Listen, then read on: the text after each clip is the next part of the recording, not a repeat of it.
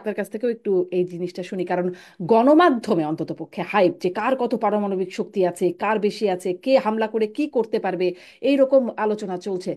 এই আশ্বাসটা কি এখন মানে নিশ্চিত বা আশ্বস্ত হওয়ার জায়গা আছে যে এখানে পারমাণবিক অস্ত্রের ব্যবহার হবে না? আপনিও কি তাই মনে করেন?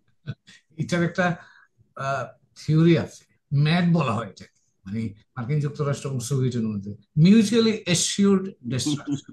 অর্থাৎ আপনি আমাকে আক্রমণ করলে আমি মারা যাব, আপনিও মারা যাবেন, তো ফলে আমরা দুজনেই মারা যাব।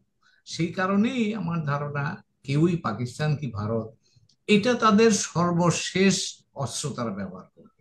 তার আগে কিন্তু অনেক, এই যে আপনি এসকালেশন যদি বলেন, মানে ধাপে ধাপে অনেক উপরে উঠতে উঠতে শেষ পর্যন্ত ওখানে যাবে। কিন্তু পাকিস্তান, তার যেহেতু কনভেনশনাল ওয়েপন্স এর দিক থেকে সে দুর্বল, সেই কারণে আপনি লক্ষ্য করবেন পাকিস্তানিরা কিন্তু এই নিউক্লিয়ার অস্ত্র ব্যবহারের ধমকটা একটু বেশি দিচ্ছে। আর কারণ হলো, তারা এটা ধমকটা দিয়ে ইন্ডিয়াকে ভয় দেখাচ্ছে যে তোমরা যদি করো আমরা এটা ব্যবহার করবো। এবং পাকিস্তানে একটা ডক্ট্রিন আছে, পাকিস্তানিরা নো ফার্স্ট ইউজ, ইন্ডিয়ানরা কিন্তু নো ফার্স্ট ইউজ, অর্থাৎ তারা, ইন্ডিয়ানরা বলেছে যে আমরা প্রথমেই পারমাণবিক অস্ত্র ব্যবহার করব না। পাকিস্তান যেহেতু দুর্বল, পাকিস্তান প্রথম থেকেই বলেছে আমি যে কোনো সময় এটা ব্যবহার করতে পারি। তো যেহেতু পাকিস্তান তার অপশনটা ওপেন রেখেছে, সেহেতু এটা ভারতীয়দের জন্য চিন্তার বিষয় যে প্রথমেই তারা হয়তো পারমাণবিক অস্ত্র প্রয়োজন যদি মনে করে ব্যবহার করতে পারে।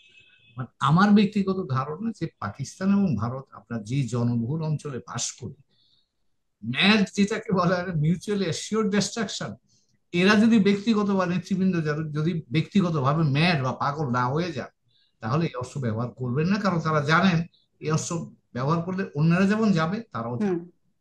কাজে সেই বিবেচনায় আমার কাছে মনে হয় না যে এটা, এবং তার আগে কিন্তু আন্তর্জাতিক সম্প্রদায়ের অনেক চাপ আসবে, এটাও আপনার মনে রাখতে হবে। তো কাজে এটা সম্ভাবনা আপাতত দিচ্ছি।